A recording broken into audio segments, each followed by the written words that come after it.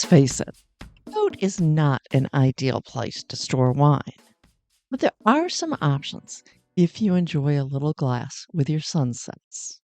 Hi there, I'm Carolyn Sherlock, and on this episode of the Boat Galley Podcast, I'll give you my best tips for storing wine on your boat. Okay, today's episode of the Boat Galley Podcast is sponsored by Lunatech, makers of the hydration spray bottle, odor-free dishcloth, and self-cleaning washcloth. Lunatech offers practical gear designed to save water and reduce waste. A water bottle that doubles as a garden hose, a dishcloth that doesn't get stinky. Yes, please, I love their gear.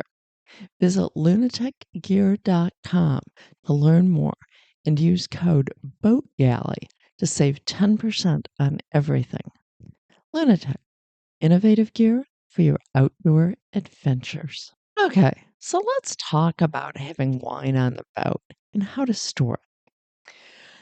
Well, if you're a wine drinker, you've already figured out that a boat is not the ideal place for storing wine. It's almost impossible to store bottles on their sides.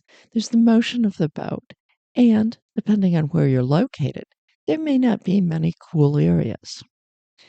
Dave and I would certainly never be considered wine connoisseurs.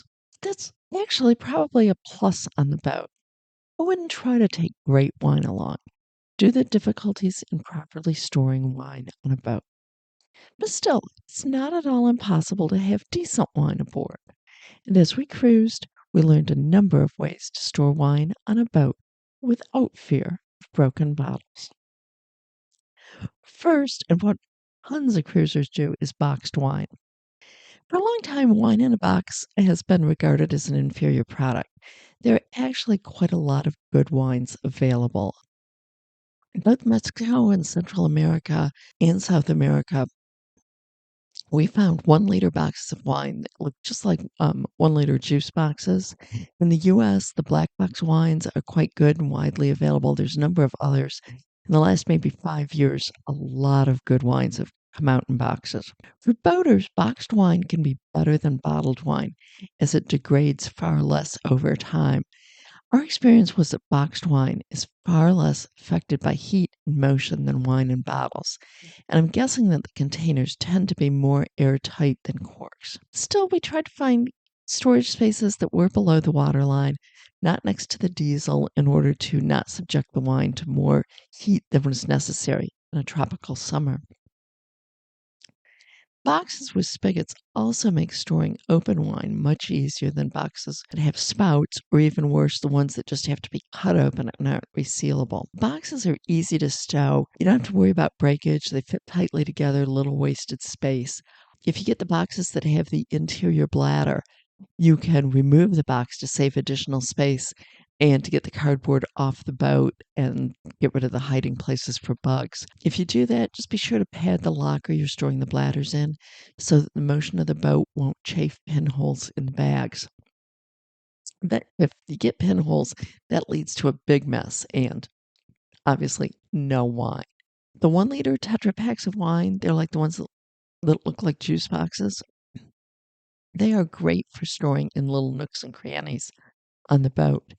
And aboard Catal, our first boat, we had some little hidden compartments behind the back of the settee. They were only 4 or 5 inches deep, and they were perfect for storing boxes of milk, juice, and wine. Okay, so you can't always buy boxed wine. Or maybe somebody gives you a bottle.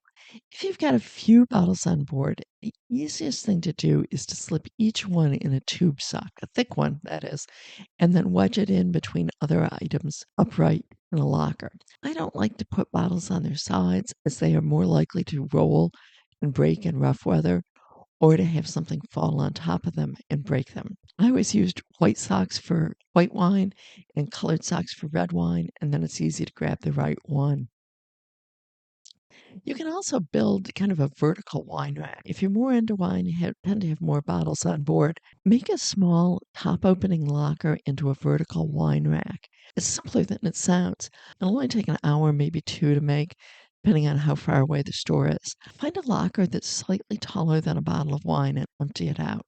The bottom of the locker doesn't have to be totally flat. Decide how much of the space you want to devote to the wine rack or how many bottles you want it to hold. You don't have to use the whole locker. Buy some 4-inch PVC, cut it into about 8-inch lengths. You're going to need one piece per bottle that you intend to store.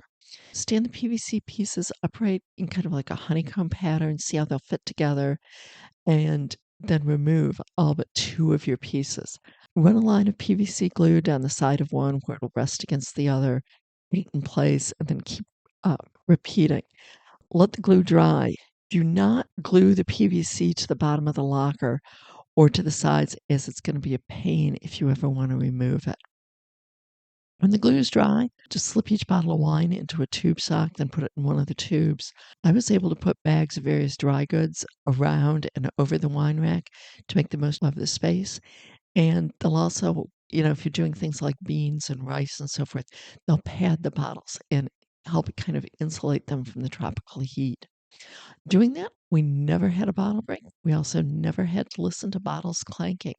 It also works well for other glass bottles like olive oil, specialty vinegars, things like that. Anyways, there you have it. 3 ways of storing wine on your boat. And remember, next time you have happy hour, enjoy it. Was this episode of the Boat Galley Podcast helpful to you? I hope so. Please tell your friends about us and be sure to leave a review.